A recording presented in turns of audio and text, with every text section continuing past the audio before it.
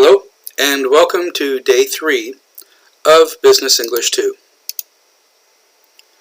Last week we looked at a couple of quizzes, some warm-up exercises to kind of help check your current level of English and see where you are, and just to kind of get your brains working a little bit.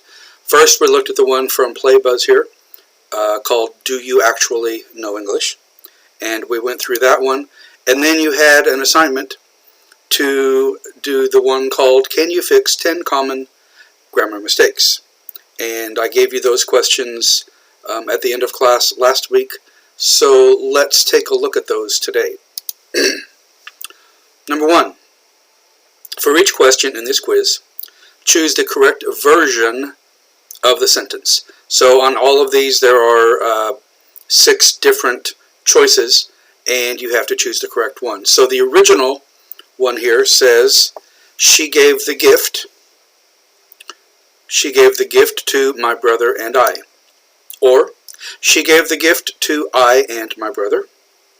She gave the gift to we, my brother and I. She gave the gift to us, my brother and I. She gave the gift to my brother and me. She gave the gift to me and my brother. Or the original is correct. The original, of course, is this one. She gave the gift to my brother and I.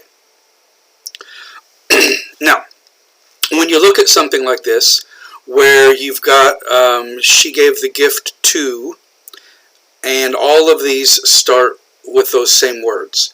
So that part we don't have to worry about so much. But if you're not sure which one to use or which one sounds right, the best way to do this is to listen to them individually. Take the second part of the sentence here one at a time. So, for example, if we look at the first one here, the original, we say, she gave the gift to my brother. That sounds okay. Now, let's take out my brother and just use I. She gave the gift to I. She gave the gift to I? No, here we have a preposition, to. We wouldn't use to I. We would use to me. So this one is not correct. Okay? So, she gave the gift to I? No, we already know that's wrong. She gave the gift to we. To we? No, that doesn't sound right either.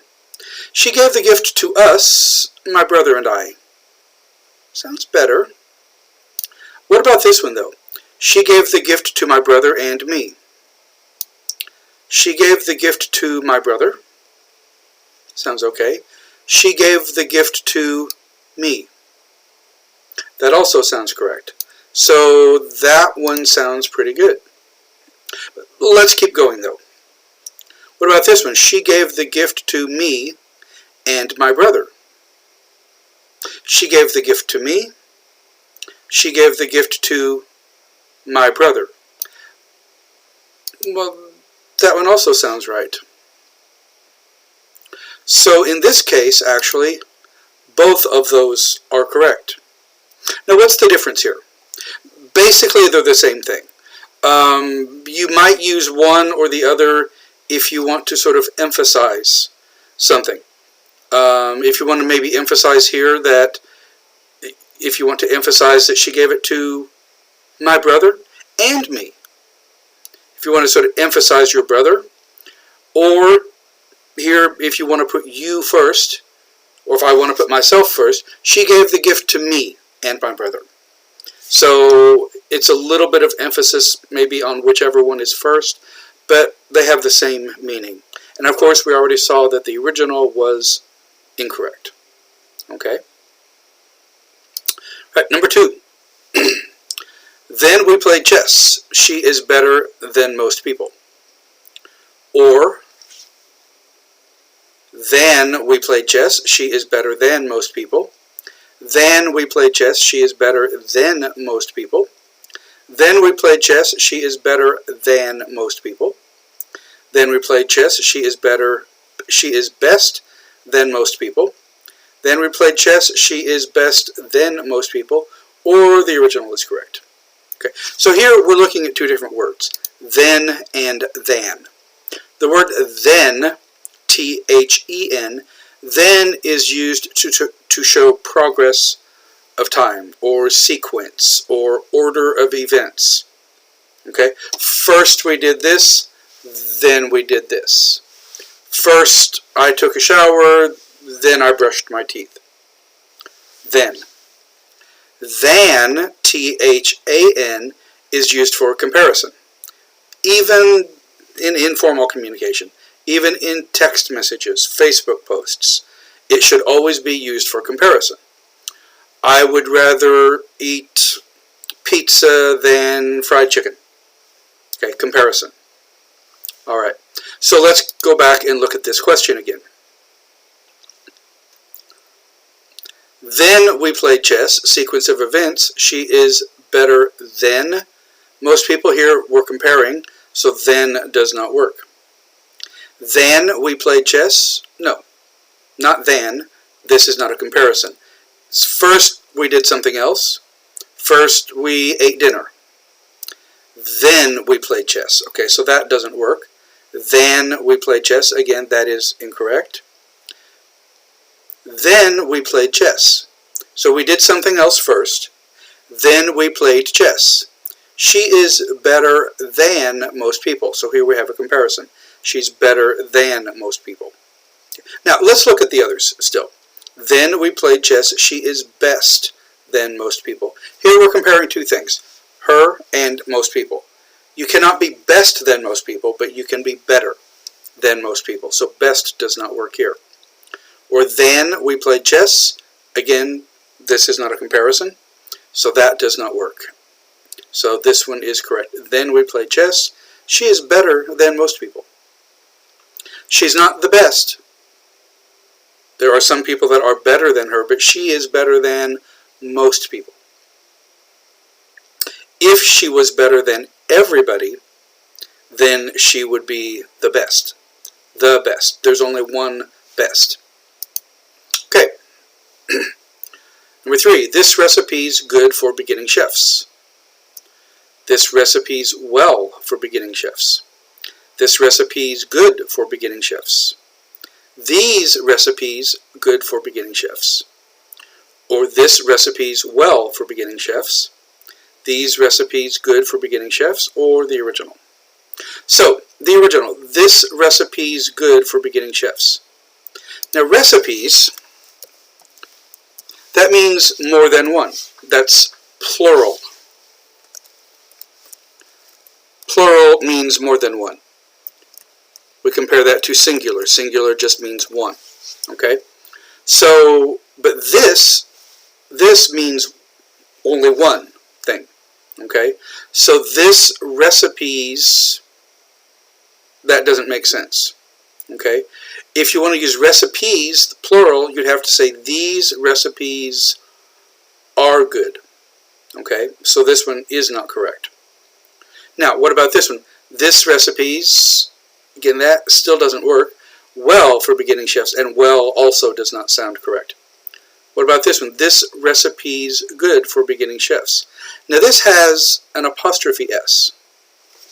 So it's recipe with an apostrophe S.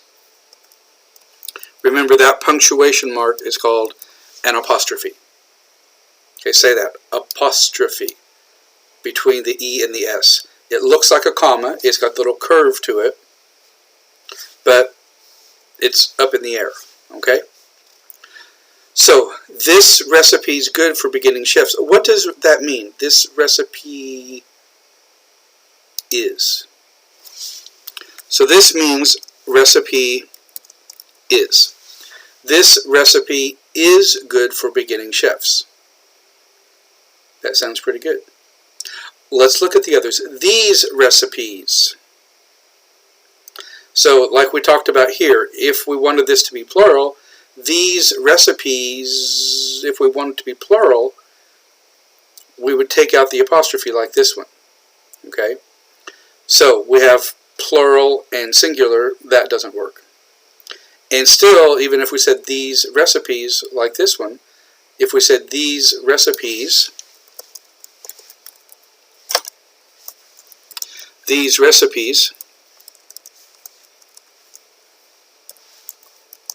are good for beginning chefs, we would need to have the correct verb here, are. This one, this recipe's well for beginning chefs. Again, this recipe is well sounds very strange. These recipes good for beginning chefs. That, I believe, is exactly like that one, and it's still wrong, or the original. Okay, so after going through all those, we've seen that the second one is correct. This recipe's good for beginning chefs. Or you could write, this recipe is good. This recipe, singular and singular, this recipe is good for beginning chefs.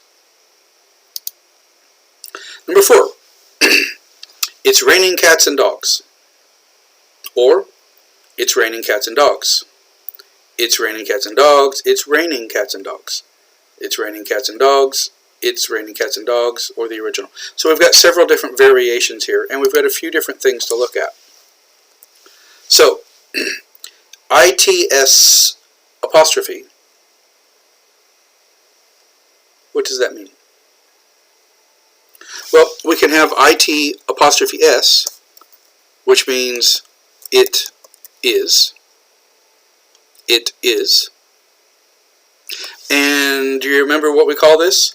When we have two words like this, we take out the space, take out a letter, and replace it with an apostrophe. What's that called? That's a contraction.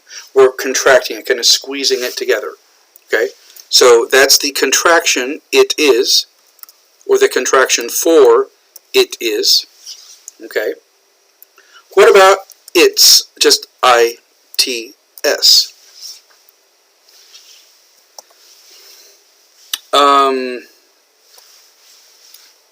This is a red ink pen. And its barrel, we call this a barrel, like the barrel of a gun. That's the long part of it here. Its barrel is red. The barrel that belongs to the pen. So, its is possessive. Means it owns it. The barrel that belongs to this pen is red. So its barrel is possessive, means it shows ownership, something that belongs to it. Okay, so now let's look at these again. It's raining cats and dogs. I have no idea what that even means. ITS apostrophe. We never use that. It's raining cats and dogs. It's, is that possessive? No, that doesn't make sense. Okay, it's not possessive. Here we have that again, ITS apostrophe, but we have a different raining. Now, first we have rain, and that's the rain that you're familiar with in most cases. Rain, water falling from the sky. Okay? Here we have R-E-I-G-N. What does that mean? Reign, in this case, means to rule over something. Like a king would reign over his kingdom. So if you reign over something, or you reign something, then you rule it, you control it. Okay? There's also another reign, R-E-I-N. Do you know what that one means?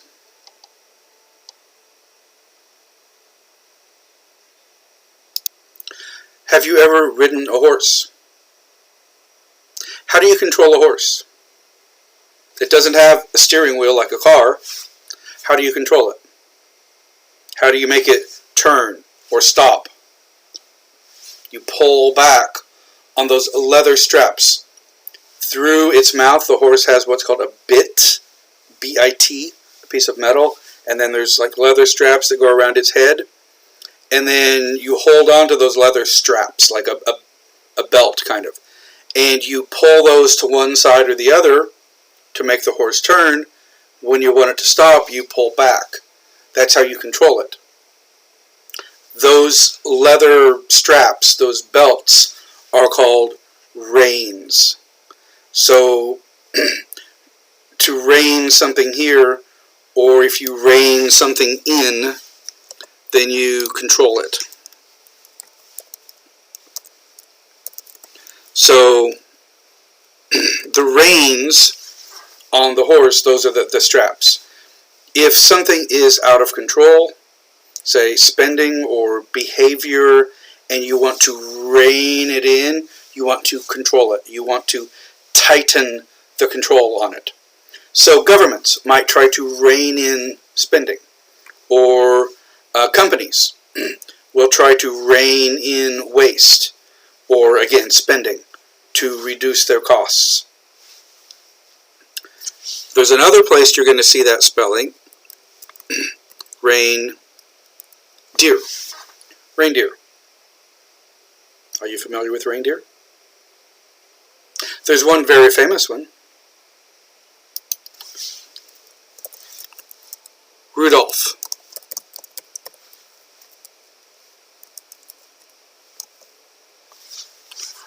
Rudolph the red-nosed reindeer. Do you remember him? You know Santa Claus, right? Well, Rudolph was the reindeer with the red nose that helped to guide Santa's sleigh through the fog. You know the song? Rudolph the red-nosed reindeer had a very shiny nose. Okay, that's Rudolph, the red-nosed reindeer. Okay, where were we? So we have reigning. This is not talking about kings and queens, or the original is correct. It's raining cats and dogs. It is raining cats and dogs.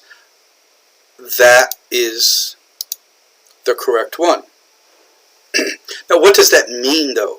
Are there actually cats and dogs falling from the sky? Of course not.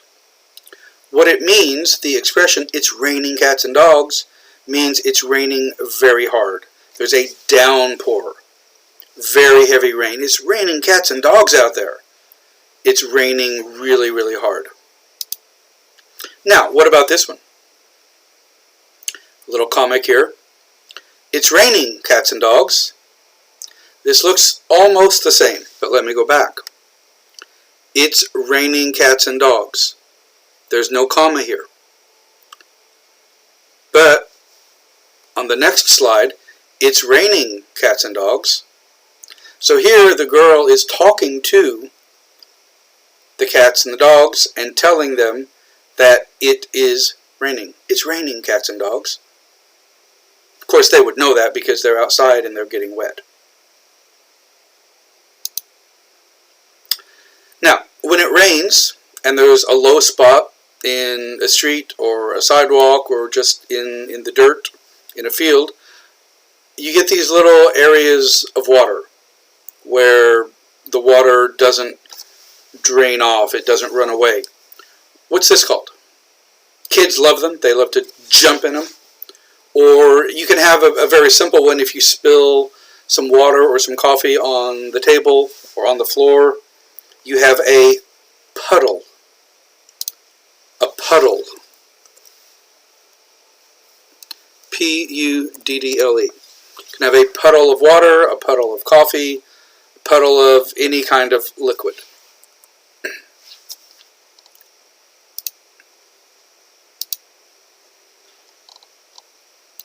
So,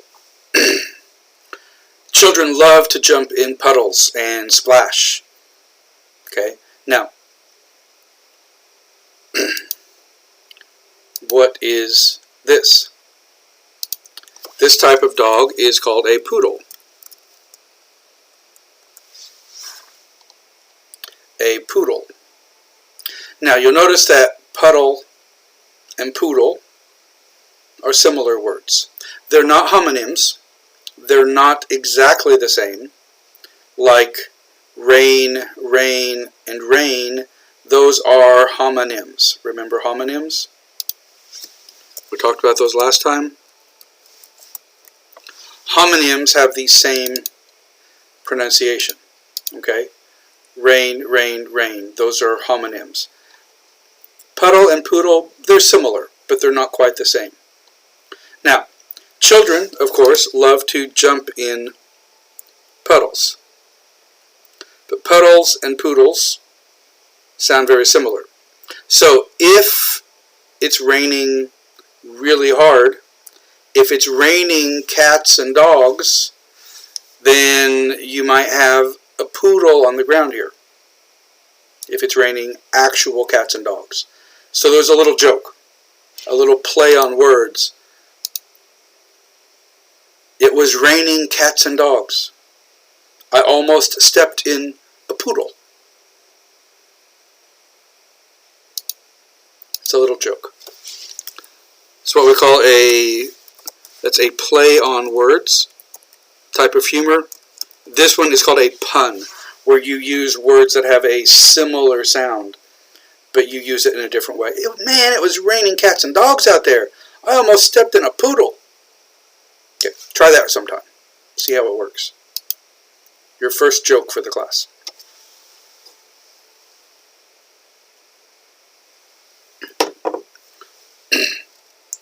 Okay, number 5.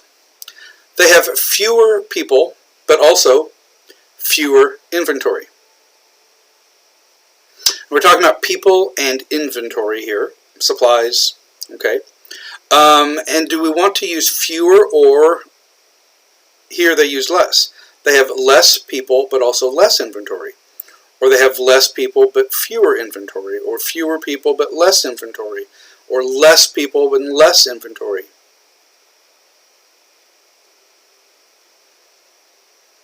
I think those two are the same. Or the original, or are all of these correct? Are they all okay? Well, let's see. Now, if we're talking about people or inventory, basically what we need to figure out is, are these words countable or uncountable? Are they countable or uncountable nouns? So if you have people, can you count people? Can I say there's 1 person and 2 people and 3 people, 4, 5, 6 people? Yes, we can count people. So people are countable. What about inventory? If we're talking about inventory, you're looking at the supplies or materials that you have in your office or your restaurant or your factory. You count the pieces of equipment, or how many ink pens you have, or chairs, or books, whatever it is, whether it's a raw material or a finished product. When you take inventory, you count the things. So if you have pens, pens are countable. I have 1, 2 pens. Now, I have a red pen and a blue pen, but I can count those. But I cannot say I have 2 inventories. Okay? Oh, I have 2 inventory. No, I have 2 items. I have 2 pens, but not 2 inventory. So inventory is uncountable. So if something is uncountable, do we use less or fewer?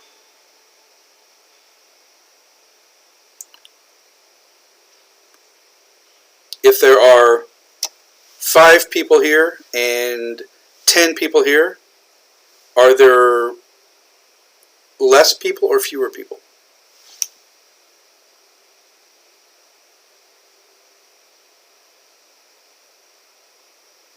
We'd use fewer. And if it's uncountable, do you say we have fewer inventory or less inventory? We would say less. So they have fewer people, but also we don't want fewer inventory. They have fewer people, that's what we want, but less inventory. So this one would be correct. They have fewer people, but also less inventory.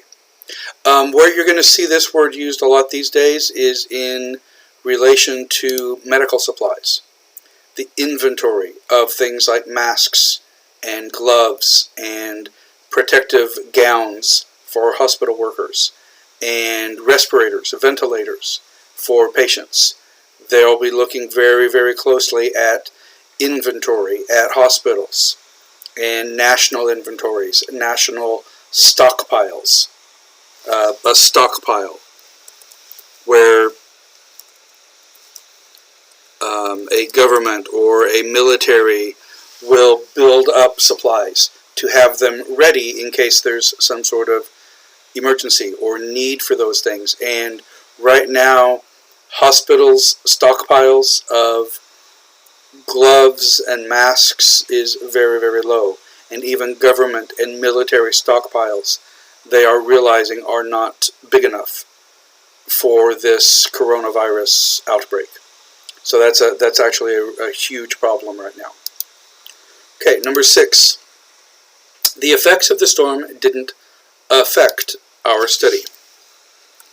Or the effects of the storm didn't affect our study. The effect of the storm didn't affect our study. The effect didn't affect. The effects didn't affect. The effects didn't affect. Or the original. So, basically here, affect with an A is a verb. And effect with an E is a noun. A common place you'll see that is special effects. We saw that in the first quiz. Special effects in a movie to make explosions or to make it look like people are invisible or flying, or that the Terminator has a mechanical arm. Those are all special effects. That's a good way to remember it, special effects. Okay, with an E, that's a noun, that's a thing. To influence something, to change it, to have some impact on it, that's to affect. Okay, and that would be the verb. So the effects of the storm didn't affect, didn't change our study. And that one is the correct one. Okay? Now, I've said here that affect is a verb and effect is a noun in most cases. Okay, there are exceptions to this. This is not an unchangeable rule.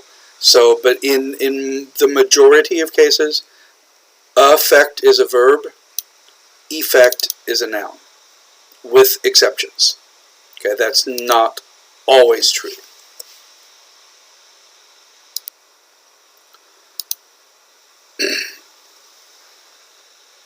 Okay, the next one. Number 7.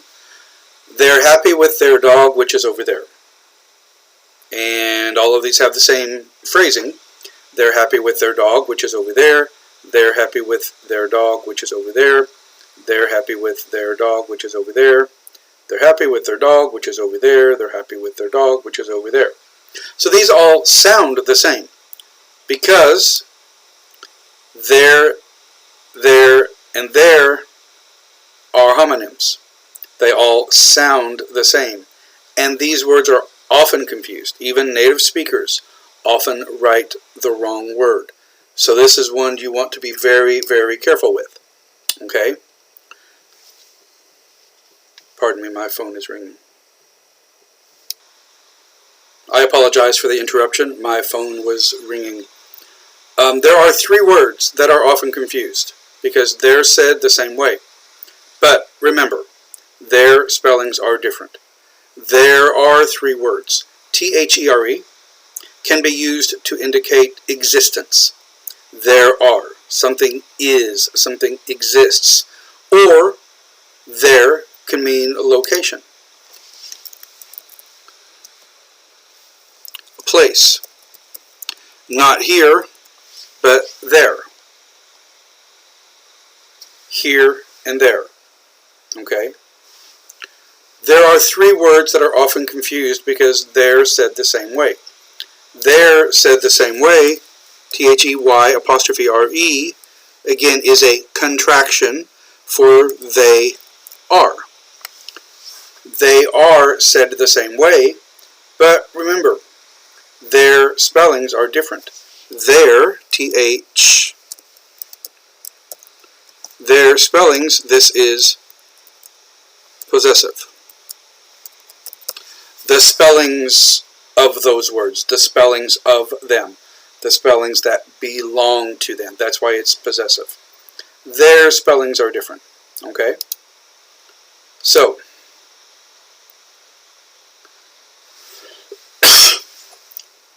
this is the one we want. They're happy with their dog, which is over there.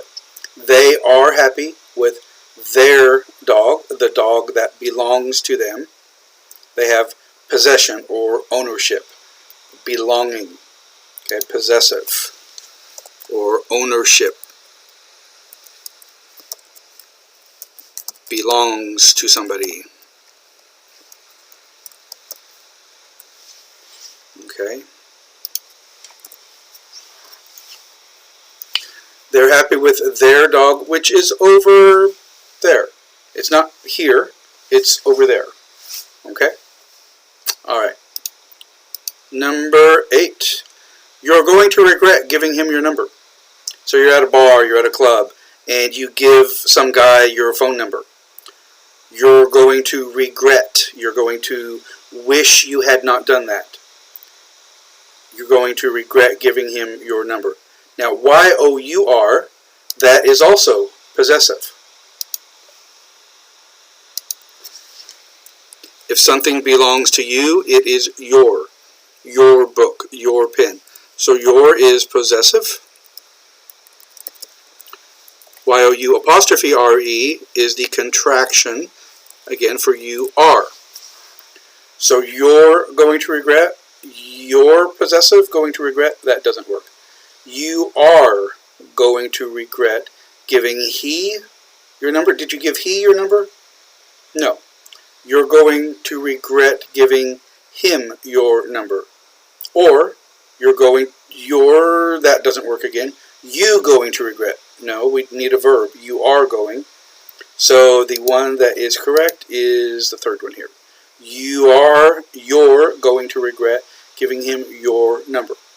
So just like there, and there have the same pronunciation, your and your have the same pronunciation. Those are all homonyms. Okay?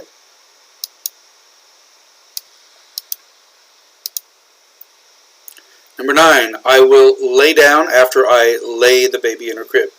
So here the different words we're looking at are lay and lie.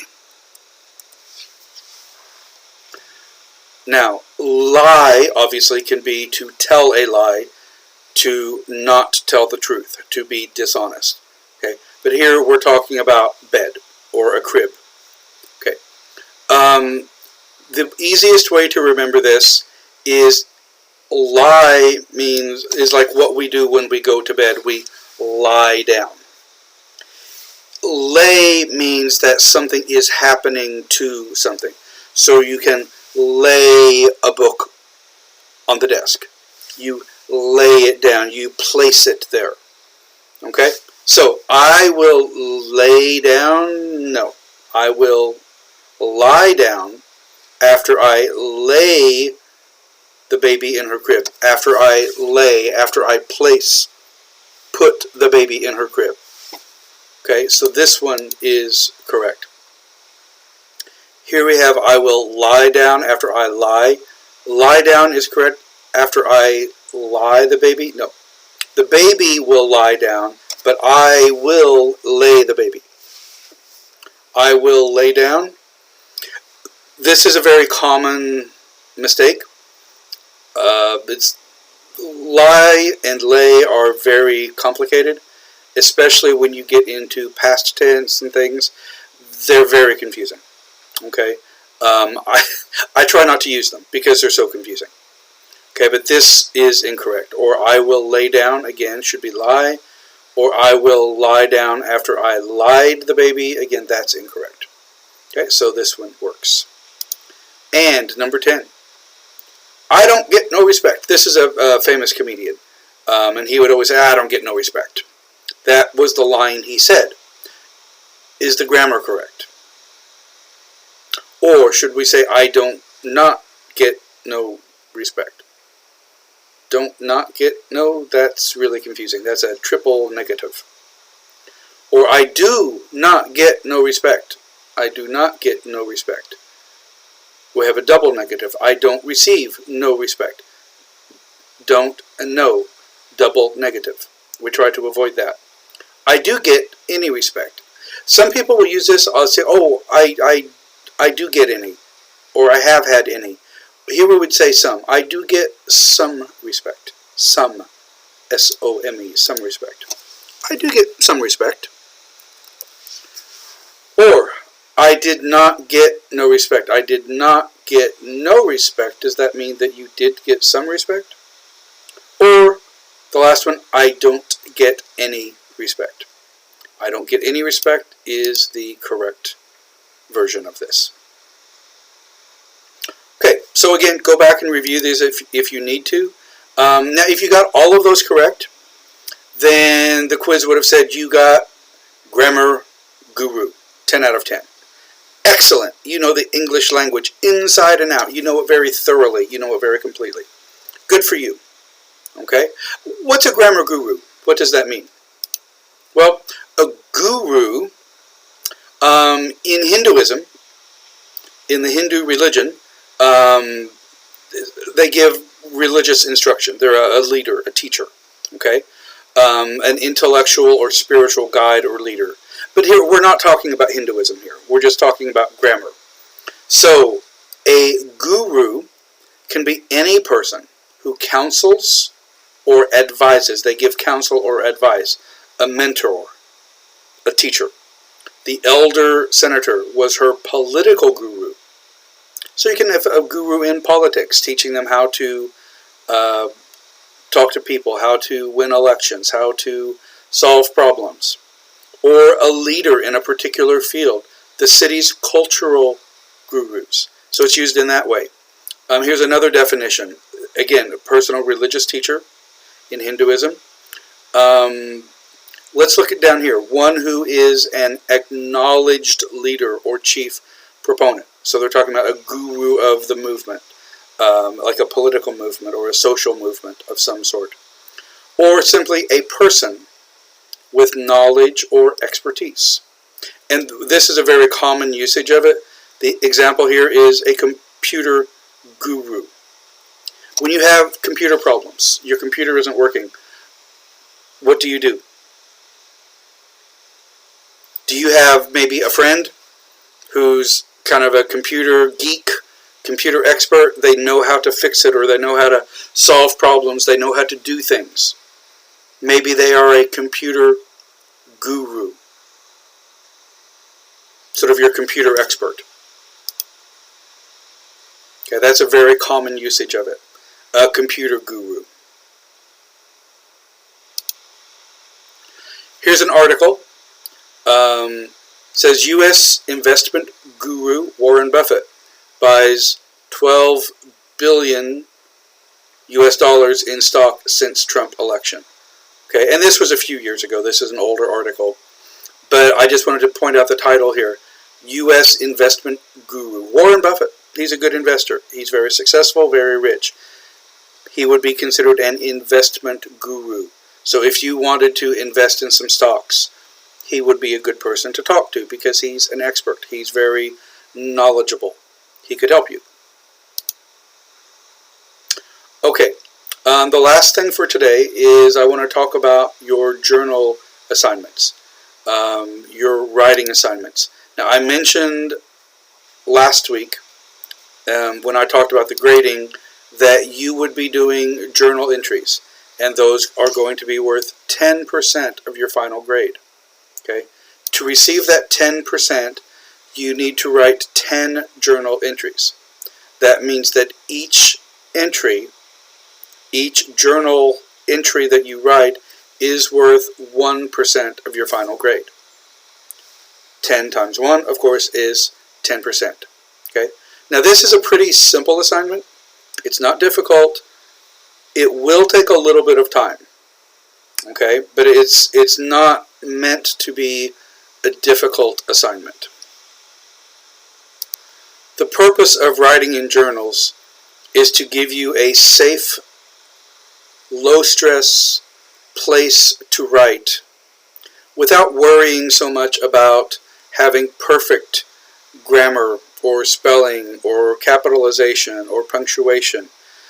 But it's a place for you to practice writing and hopefully to practice using some of the vocabulary and grammar and skills that you're learning in this class. Okay, but it's not meant to be extremely difficult. So, for those 10 entries, you should write one journal entry per week. It means one entry every week, starting week 2. So that's this week. You'll write one entry per week for the next 10 weeks. Normally, I have students write these in a notebook, but because we're online right now and I don't know how long that will continue, we're going to do it electronically. So you should type those and save them as a Microsoft Word document. Okay, not an HWP file. Okay, these need to be done in Microsoft Word. And we'll discuss the formatting later. The formatting is basically what it looks like on the paper or in the file, in the document. That is about font size and the font itself, what the font style is, the margins, the line spacing. Are the lines really close together, or is there some space between the lines for me to make a mark or comment or something? So we'll talk about those things later. That's the good thing with a Word document or any kind of electronic document, is you can save it and then of course you can edit it. You can change the font or the font size or the margin or the line spacing. Okay, and we'll play around with that. That will actually be good practice. Okay? So for your journals, you'll be doing 10 of them. I do have some topics for your first 5 entries. Okay, so you should use these topics for your first 5 journal entries. Your first journal entry should be a self-introduction. Just tell me about yourself, where you're from, tell me about your family, just a self-introduction. Okay, what you're studying, what you like, what you don't like, anything you want. Second entry, write about what you did during the winter break. This year, obviously, we had an extended winter break. So if you want to talk about that, how things changed, how you reacted, how this delay affected you, that would be fine. If you don't want to write about it right now, you can always do that later. Okay? Number 3, write about something that you have learned during the first few weeks of this class. Write about something you've learned during the first few weeks of the class. Now, this will be in week 2, 3, 4. This will be week 4's journal entry. So hopefully you'll learn something from the online quizzes, the warm-up exercises, or the material that we'll be covering later this week and next week. Number 4, think about a job search. Okay, many of you will be graduating soon. You'll be looking for jobs. You'll be applying for jobs or internships. What are your personal and professional strengths? What are you good at? What do you focus on? What can you bring to a company? Okay, what are your personal and professional strengths? Think in terms of job search or applying to a company. And the 5th one, what is your ideal job? And I don't mean just working in a bank or being an investment planner or an accountant, but think more about the type of work and the work atmosphere. Do you prefer to work independently or as part of a team? What about your work-life balance? What about how important is pay compared to vacation time or flexibility in your schedule? think about those things, more about the work environment. Okay? So, these are your first 5 entries. Self-introduction, what you did during the break, something you've learned, your strengths, and your ideal job. These are your first 5 entries.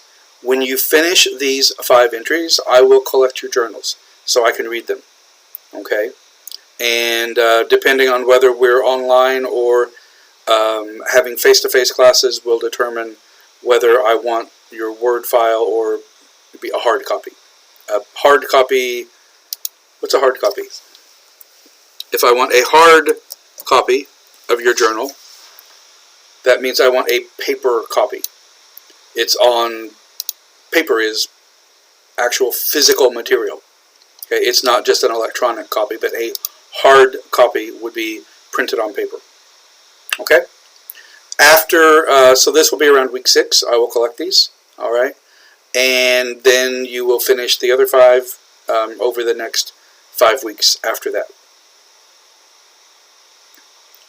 When you're writing these, you should have,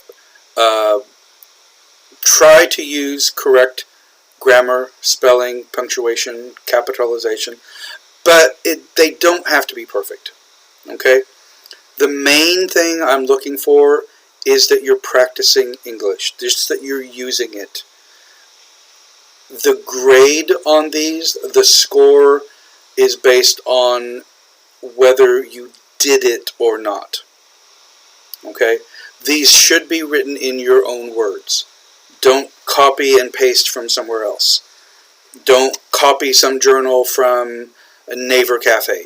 Okay? I can recognize those. If you do that, you will not get credit. Write in your own words, your own experiences. Okay? Alright, guys, that is it for today. This is a pretty long video, so I'm going to stop there, and I'll talk to you again in the next class.